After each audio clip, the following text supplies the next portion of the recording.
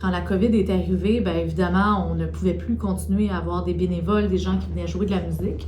Et je voulais trouver une façon de continuer à amener de la musique au chevet.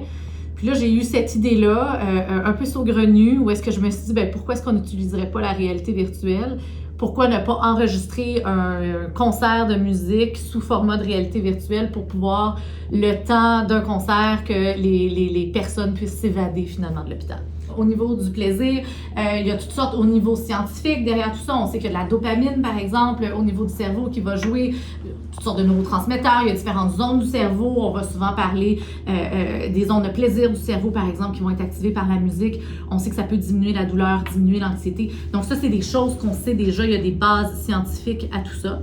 J'aimais cette idée-là de mélanger la musique, les arts, la culture, la technologie, la médecine, la science. Et là, de fil en aiguille, bref, j'ai rencontré Alexandra, je lui ai lancé cette idée, cette idée-là de dire pourquoi est-ce qu'on ne crée pas quelque chose, vraiment quelque chose au niveau professionnel, qu'on amène ça en recherche, qu'on continue à quantifier quels sont les impacts vraiment de la musique pour que ce projet-là puisse continuer de vivre. J'ai été honnêtement happée par la quantité de témoignages que j'ai des gens par rapport aux bienfaits de ma musique. Les gens m'écrivent personnellement, mais c'est des histoires qui sont honnêtement très touchantes, qui sont beaucoup plus profondes que ce que j'aurais pu prévoir. T'sais, évidemment, oui, on parle de la musique qui relaxe, qui détend quand t'es dans ton bain, mais ça va beaucoup plus loin que ça. C'est des gens qui me parlent de deuil, de choc post-traumatique après la guerre,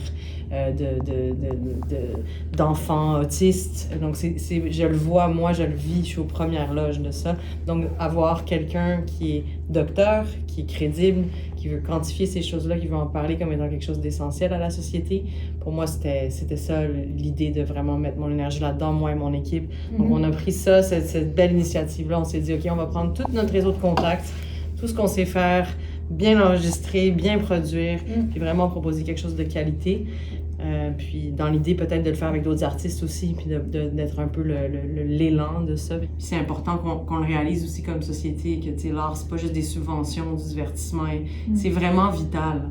Puis c'est sûr que quand tu as une artiste qui te dit ça, t'es comme, ben oui, ok, c'est une artiste qui me le dit, mais là, c'est une docteure qui vous le dit, t'sais. Fait que je trouve que ça fait partie de mes motivations aussi, de m'impliquer là-dedans.